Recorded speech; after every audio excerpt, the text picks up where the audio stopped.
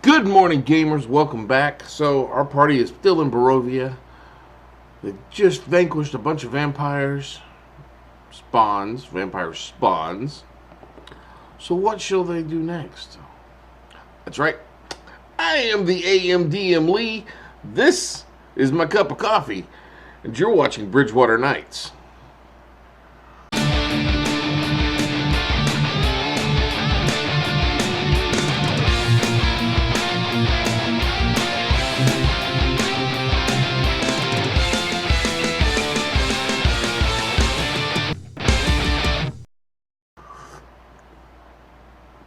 Whoa, that stuff's hot. It's extremely warm. Hot. So, they just got finished attacking the vampire spawn. Desiree leaps in, runs up to the middle of them. Thunderclaps goes out the window, or thunder steps out the window, destroying the last of the vampires. Does a hero landing. She turns herself to look like one of the city guard. They run around and they head in the house. They get the bones and they come back out. There is a few people gathering around, but Desiree starts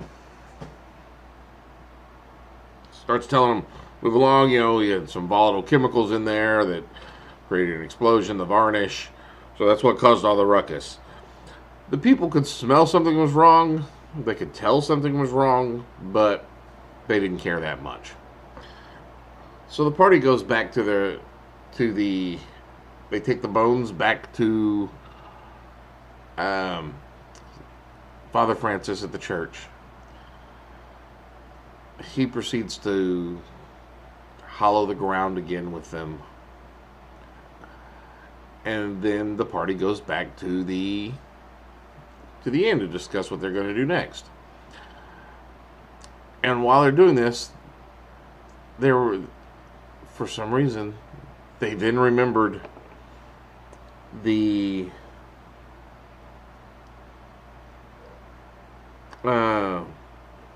townsfolk that are in stocks for malicious unhappiness. I guess I should have said spoilers. So, there was malicious unhappiness in the town. So there was 3 men, 2 women, and 2 children in stocks with donkey heads on. So now they're devising, what are the plans for these people? Are they going to kill these people? What is going on? And they know that there's being a wicker sun built. So these people are going to be put in the sun and burned alive. We're not standing for that. That's not going to happen. So they decide to break into the Burgomeister's house at night. Oh, that's their plan. They're going to break into the Burgomeister's house at Valaki at night. So they're like, all right, let's get a short rest. The vampire spawns depleted us of all of our spells. Let's get a long rest in. So they proceed to take their long rest.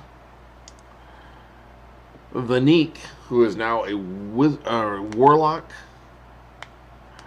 of the Weave, his patron is the Weave itself.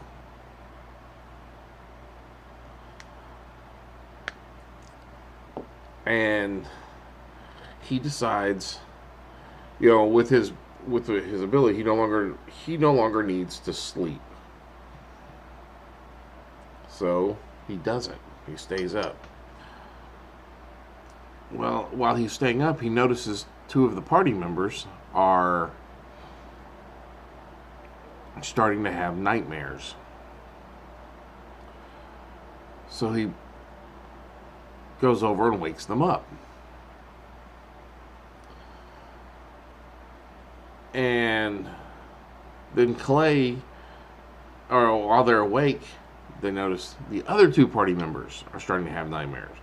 So Clay decides to cast detect. He's like, what the fuck is going on? Now, Clay is a fighter who doesn't know he's also a cleric. Um, so he's like, "What the fuck is going on?" Well, that's his that's his spellcasting mantra, and he had the ability to cast good and evil, locate good and evil, or detect good and evil, which gives you the location and all that good stuff of good and evil. Well, the evil that was in there was above Desiree. It was now above Desiree and Terrid. So Clay goes running across the room and jumps through to tackle whatever this evil is that is above Desiree on the ethereal plane. So, onto the floor. Val tries to go over and wake up Terrid. So they're just slapping him, trying to get him to wake up. And as the evil's moving away, Desiree's like, "What's going on? There's something evil here. It's invisible." So Desiree decides to dispel magic at a high level. Now, to get on the ethereal plane, plane shift is a level. It's a level 7 spell. He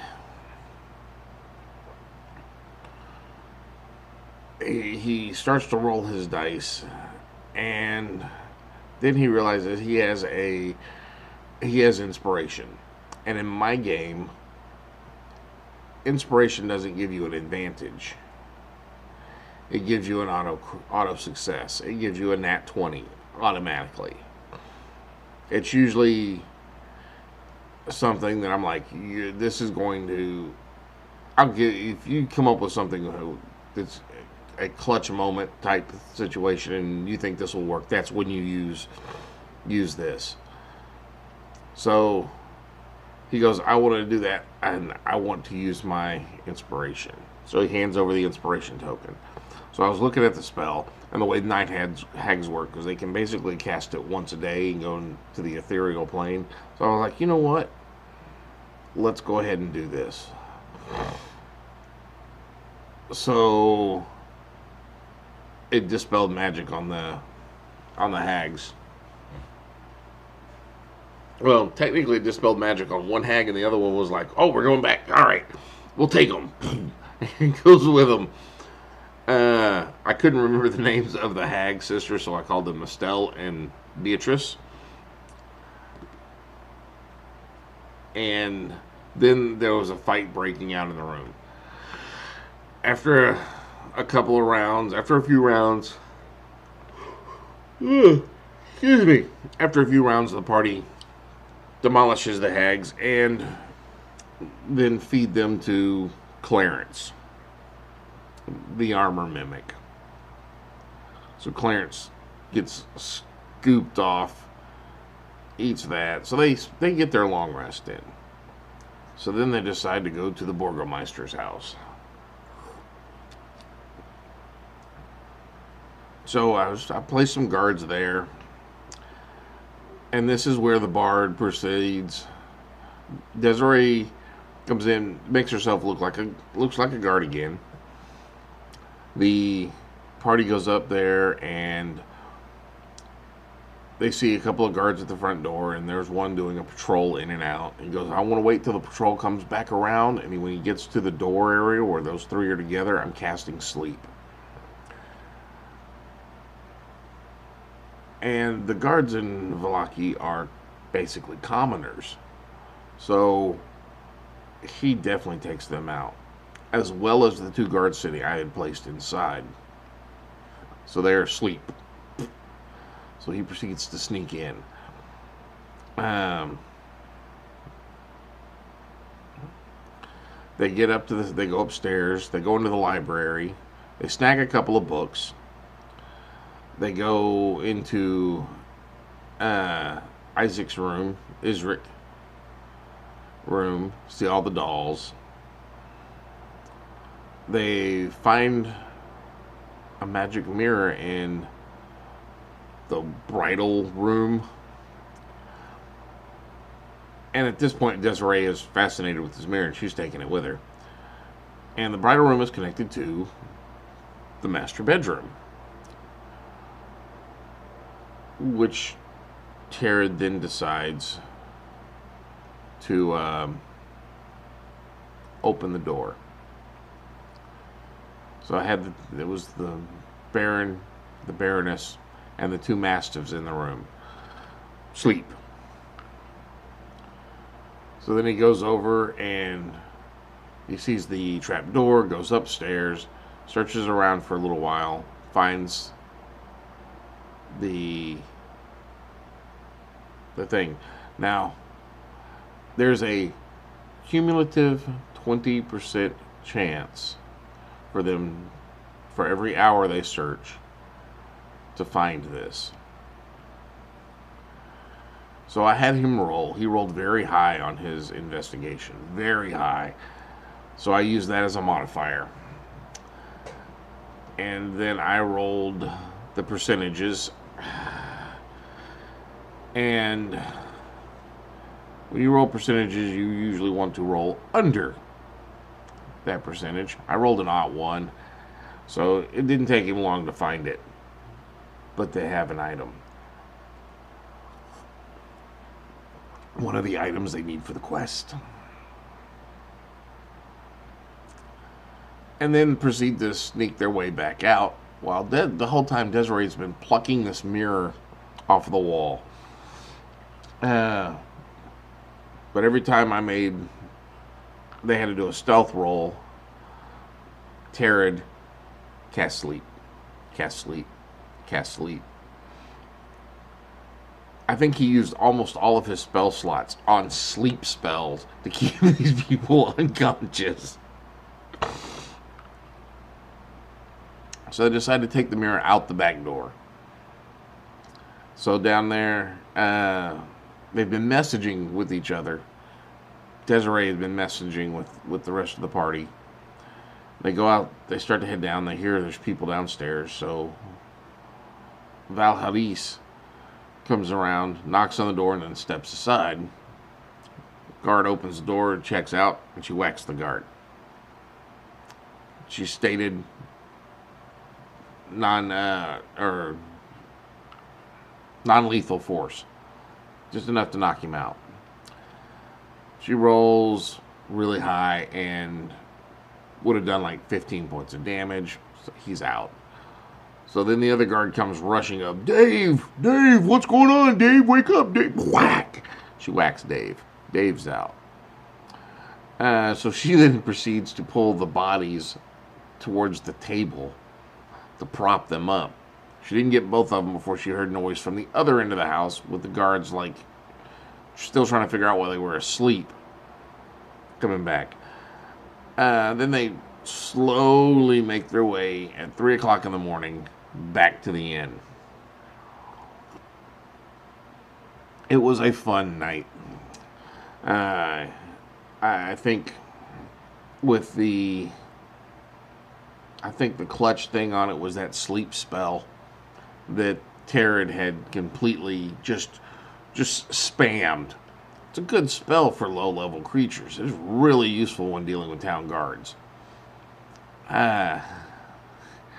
So that's all I got for now, guys.